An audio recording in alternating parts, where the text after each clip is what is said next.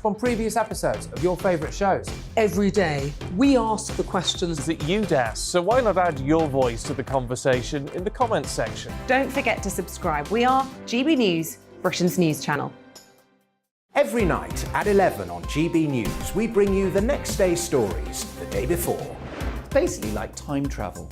If it's a big story, we'll cover it, guaranteed. But we'll also have some fun along the way. Big opinions, big laughs. Sometimes big hair. This is Headliners, the paper review show that won't send you to sleep like the others will. 11 p.m, 7 nights a week. Join us.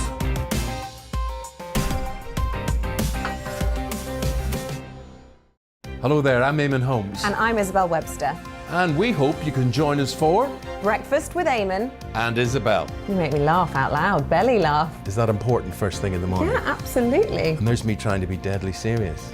News is a serious business. Yeah, I have to rein you in sometimes. Well, it doesn't stop us laughing at it. It doesn't stop us having an opinion on what's going on. Yeah. And it certainly will not stop us reflecting what you think. Weekdays from 6 to 9:30 on GB News. I'm Dan Wootton. Join me Monday to Thursday from 9 to 11 for the feistiest and most fun news debate on TV, where free speech reigns. I'll bring you a sharp take on the day's biggest stories, bombshell newsmaker interviews, and A-list guests. And I guarantee you, no spin, no bias, no censorship, and no reason to go to bed. That's Dan Wootton Tonight, Monday to Thursdays from 9 on GB News.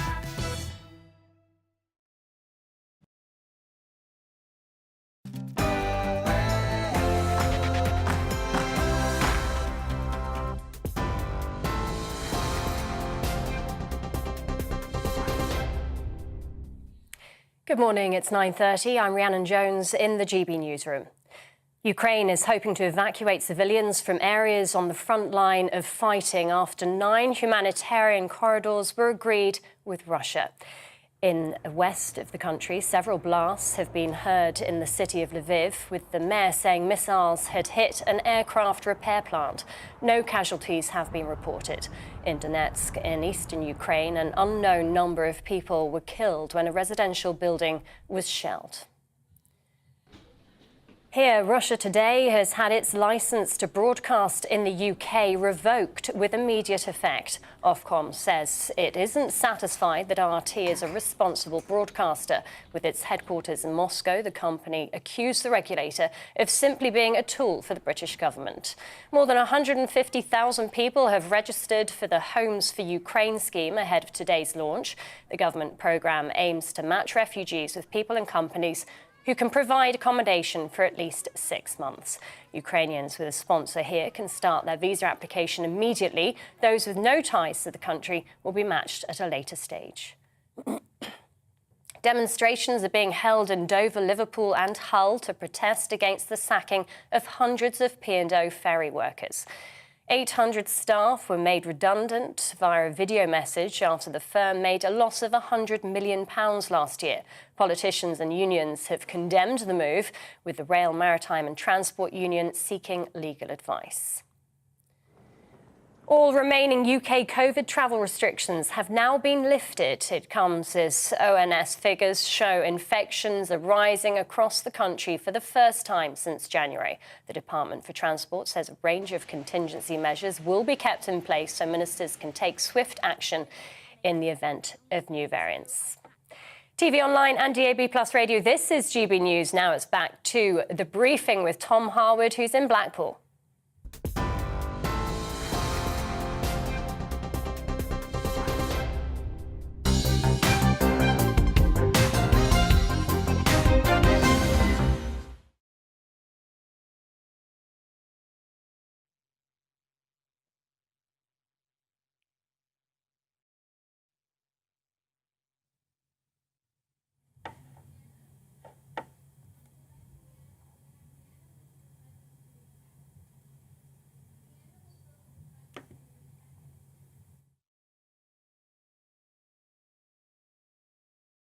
Western governments and companies on a heightened state of preparedness for the high probability of cyber attacks as economic sanctions on Russia begin to bite. That's according to a senior cybersecurity expert.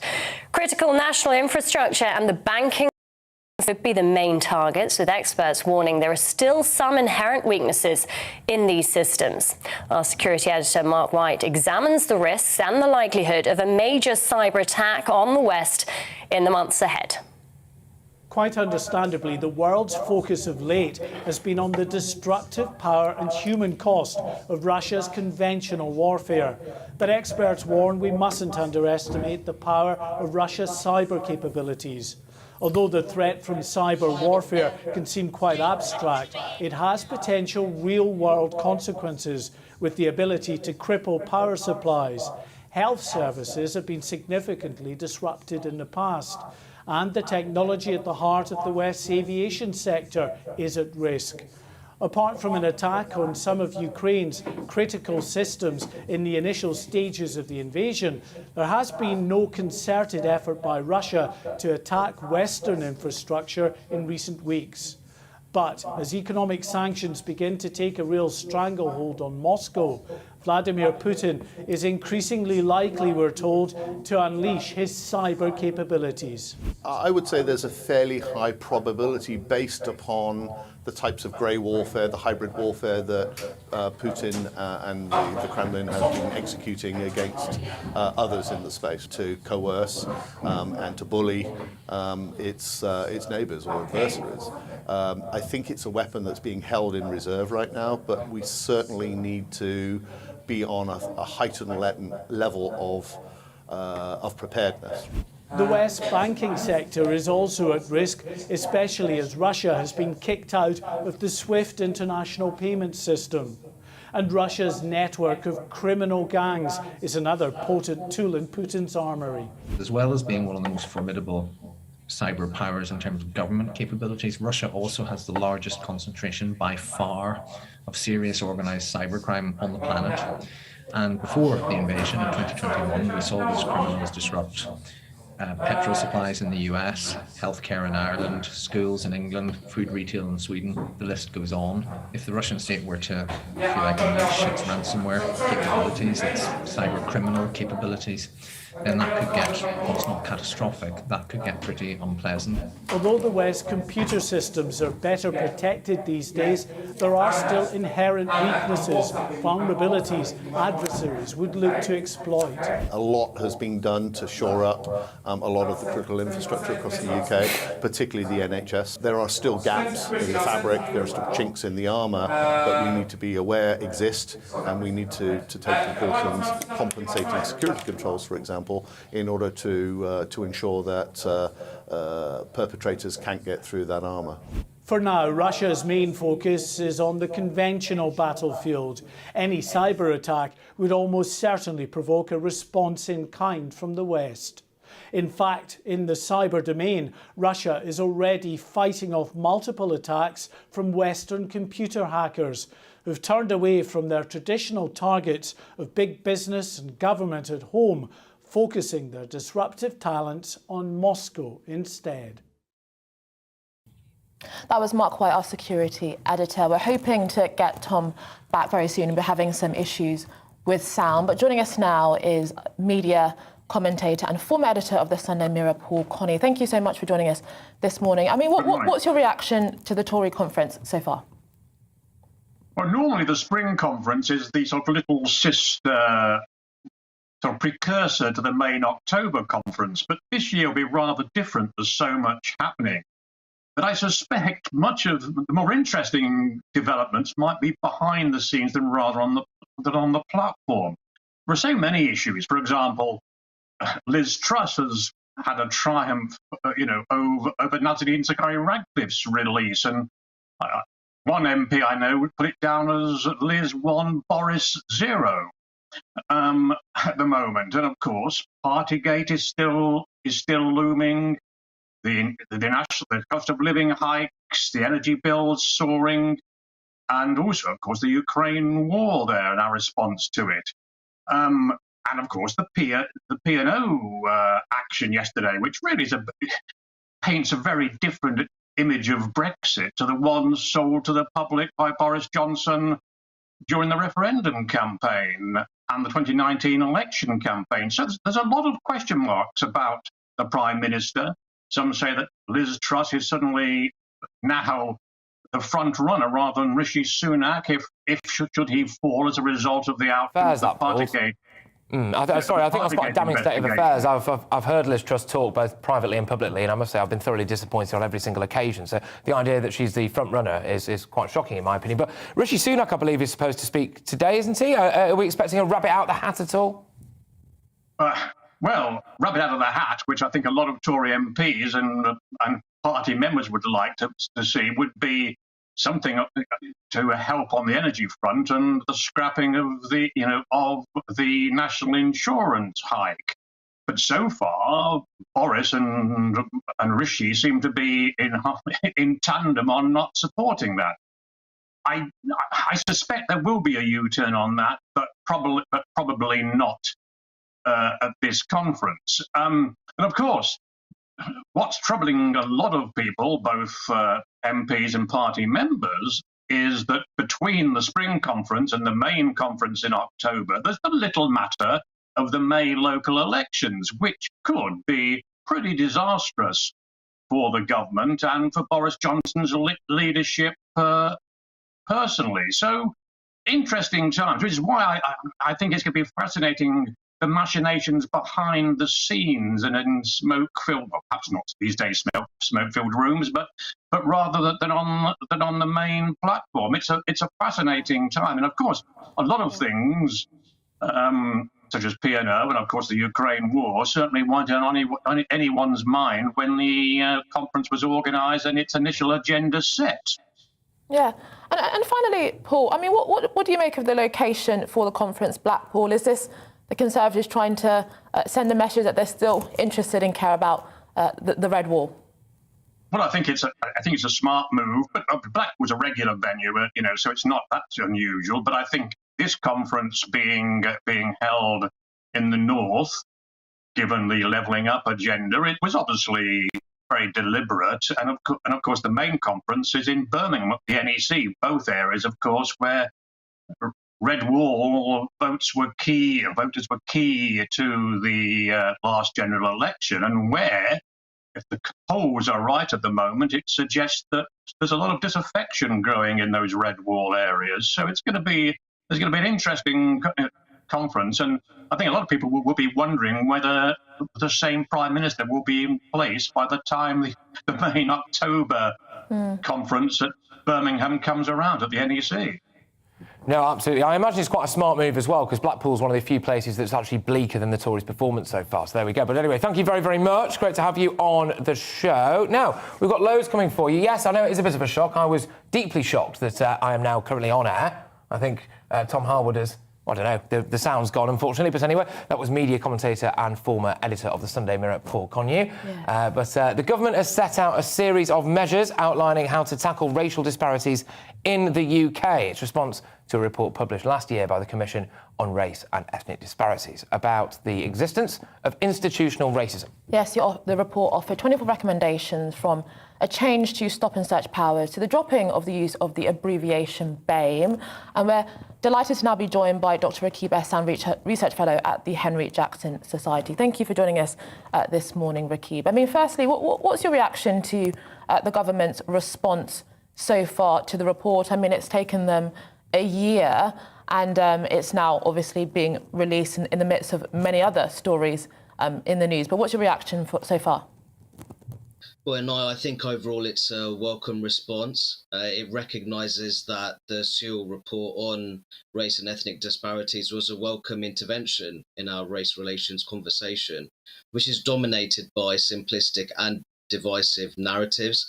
I thought that one of the strengths of the government's response was its criticism of white privilege theories and emphasising the importance of social and cultural factors which tend to be overlooked when we're looking at racial and ethnic disparities. For example, emphasising the importance of family structure, community norms, and also discussing regional inequality. Britain is one of the most interregionally imbalanced countries in the industrialised world, and that's something that really needs to be reflected in our future social policy agenda. Kemi Badenoch, the Equalities Minister, said at the launch of the strategy yesterday that the teaching of race ideology in schools was, quote, absolutely terrifying, but she said that she wasn't going to ban it. I mean, what do you make of her response to the way in which race is being taught so far in schools? Well, I think that Kemi Badenoch has made some very important contributions to our race relations debate in the country. I think with white privilege theories, I think there's no harm in discussing the content and the implications of white privilege theory. But where I have an issue is when it's presented as incontestable fact, especially within educational institutions. And I do feel that what it does, it encourages the racialization of very complex forms of economic and social disadvantage. So moving away from the debate in terms of banning it, I think that it's good that we examine the credibility of such theories, because I think ultimately white privilege theories contribute very little. It has no usefulness in the modern British context. And the more you discuss them, the more you expose them, then eventually you'd like to think that it will be sidelined over time. Criticisms that has come through, people have mentioned that there's been a lack of attention drawn to the Windrush scandal, which was one of the biggest scandals in the Home Office really for a generation, and there still hasn't been much discussion about that. I mean, do you think that the government should have mentioned that, or is that, in your view, a separate issue to the question of race and ethnic disparities? Well, I think that the Windrush scandal is a national embarrassment, and especially the way the compensation scheme has been managed has been really, really poor. I think that in terms of the report itself, going back to the Sewell report, I do feel that it overreached in some areas, and I think that's worth recognising. For example, it described Britain as a model for race relations, the ultimate model for race relations when it comes to white majority multi-ethnic countries, even though other countries such as Canada, they tend to rank higher when it comes to sense of national belonging, trust in democratic governance, trust in law enforcement institutions, domestic altruism, social cohesion in general. And I do feel something that's really missing from the overall debate is Britain's mixed race population, which is the fastest growing section of British society, and the particularly unique circumstances when it comes to the mixed race population, when it comes to mental health outcomes, discrimination, racial discrimination, and general life satisfaction. And I think that if we continue to overlook that, considering that is the fastest growing section of the population, that would be a very serious mistake. Rakib, thank you very much. Rakib Hassan there, of course, Research Fellow at the Henry Jackson Society. Now, ladies and gentlemen, the moment you've all been waiting for. Tom Harwood has turned up for work, I believe. Joining me now, apparently, is Tom. Yeah, hey, hello. How are you? How's Blackpool? Oh, here we go. Here we go. Fantastic stuff. To be honest with you, it's the only time I've ever agreed with Tom. Anyway, right. Apparently we're going to something about Ukraine now. So, for weeks, obviously, Vladimir Putin has been rolling the tanks into Ukraine. We've watched the destruction, haven't we, caused by Russian bombs. Homes, neighbourhoods, schools, maternity wards even, have been blown apart. And lives lost, of course, in the process. Yes, but the country is experiencing another type of loss too. Its monuments, statues and artworks and buildings, much of it at risk of vanishing forever. Isabel Oakeshott travelled to the region on a trip with the UK's parliamentary all-party group on Poland to meet some of those involved in the race to preserve vital culture in Ukraine. Amid Ukraine's killing and carnage, the flattened apartment blocks and hospitals reduced to rubble, another, albeit lesser tragedy, is taking place. The destruction of Ukraine's rich cultural heritage. Marina works at a museum in Kharkiv, its windows and walls blown in by bombs. While many of her compatriots have stayed to fight, she's there to try to protect 25,000 artworks, many of them priceless. I have no words. I just do not understand what kind of person one must be to kill people, destroy architectural landmarks, art masterpieces. I have no words. I do not want to start swearing in front of camera. It is simply irony of the fate that we should be saving painting by Russian artists from their own nation. This is simply barbarism. Lviv across the country to the west has seen less fighting, but even here it's a race against time to protect national treasures. Dozens have been moved to underground shelters. This was unexpected. Lviv survived the Soviet era. Obviously, it is a shock, not only for cultural heritage, but also to our life. I never thought I would have to live like this. It's an international effort too. I travelled to the beautiful town of Przemyśl just across the border in Poland, where NGOs are scrambling to help. The fact is that this type of cultural heritage doesn't just stop at the border, and Ukraine has many of its own beautiful historic buildings which are now under threat, of course, from the continual bombardment. And there are organisations now working very hard to preserve the statues and monuments, and indeed some of the churches, and particularly also, I was told, the stained glass in these buildings, which can so easily shatter and be lost forever. And we talked to one of these organisations about the work that they are doing to try to preserve some of the most precious buildings in Ukraine. Well, frankly speaking, we can remove only those things that are removable. We can only support these actions. We can deliver some firefighting equipment, but in case of bombing, well, I'm a citizen of Warsaw, and if you're in Warsaw today, you can see how the city was destroyed during the bombing. But we still pray and believe that it's not going to happen in Western Ukraine. We really believe that Ukrainians are going to win this war, and we support them as much as we can. It's an admirable goal, but an uphill struggle. In Odessa, in Ukraine's south, desperate measures to protect a statue of the city's founder. A nervous experiment in whether sandbags can really withstand the violent terror of Putin's heavy artillery. Isabel Oakeshott, GB News.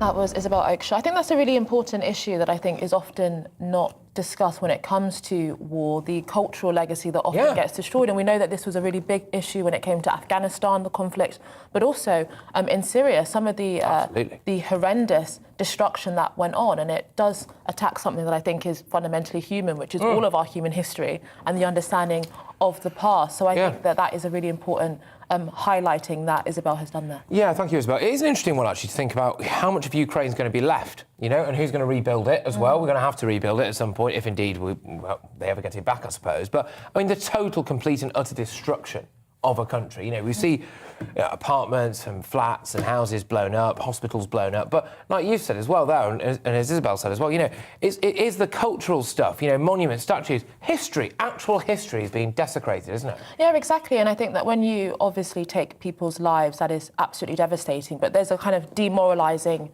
spirit that goes on when you go back to your homeland and find that everything is completely different to what it was before. And so hopefully other organisations and the international community can support the Ukrainians as well to be able to rebuild their society and when they eventually return back.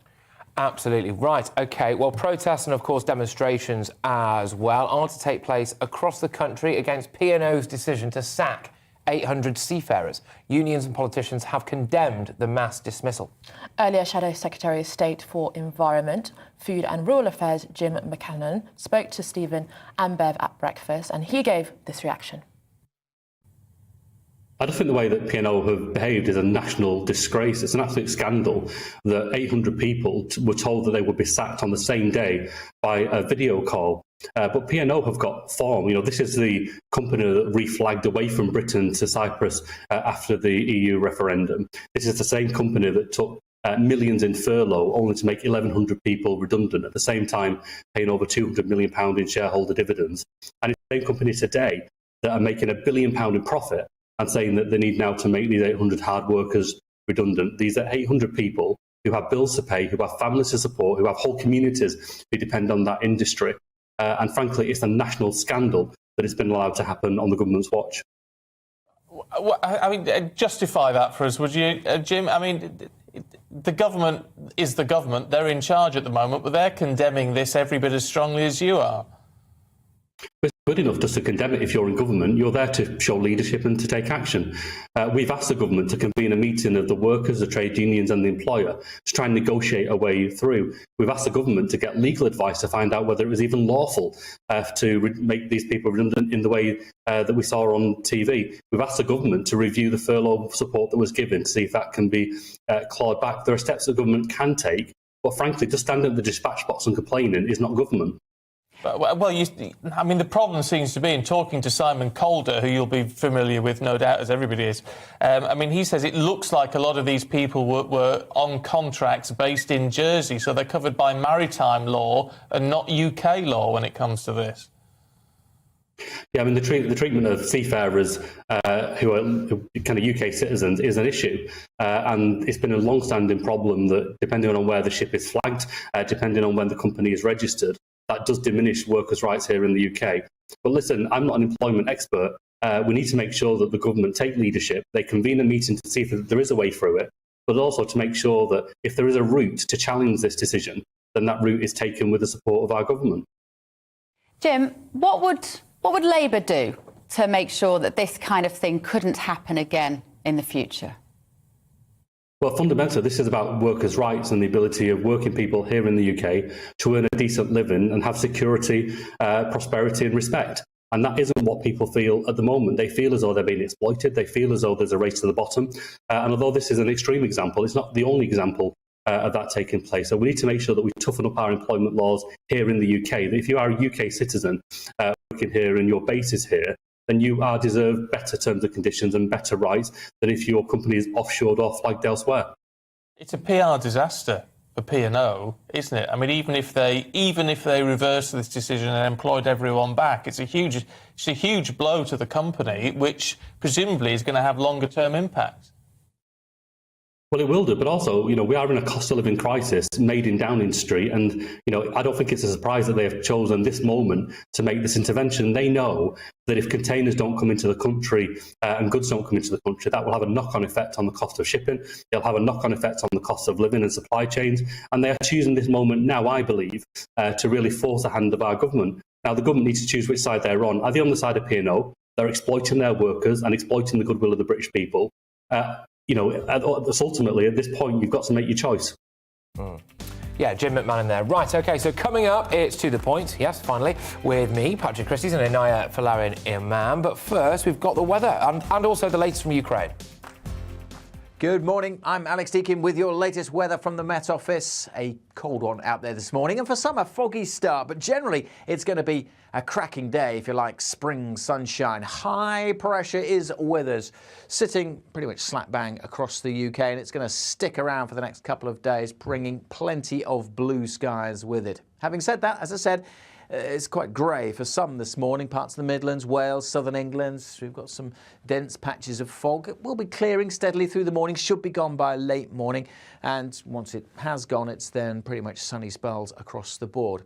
It is cold out there this morning, but the sun is pretty strong at this time of year. So it will lift the temperatures steadily, and by this afternoon, we're looking at temperatures well above average, widely into the teens, and we could reach 16, 17, maybe 18 Celsius inland. A little cooler in the far northwest, where the breeze will be picking up once more. And the breeze will pick up across southern parts through the evening as well. For most, though, it's a clear evening, but those temperatures will be falling away. It's going to be pretty cold if you're heading out this Friday evening. Not as cold as the night just gone, not as frosty, because there will be more of a breeze around. Temperatures mostly holding up in low single figures. But a chilly start to Saturday, and then it's another cracking day with plenty of sunshine. Shouldn't be as foggy first thing either. And as you can see, up and down the land, we're expecting blue skies during the day. Notice, however, the winds will be stronger, quite noticeable winds across southern England, South Wales, Northern Ireland and western parts of Scotland. So just be aware of that. That will make it feel a little cooler than these numbers would suggest. But look at that, maybe 16 in Glasgow, 16 Birmingham and London, 15 in Plymouth, well above average. Not quite as warm on Sunday. It will be a cloudier day for sure, and the easterly breeze picking up once more, maybe even bringing a few showers across East Anglia and the southeast, but dry and bright for many.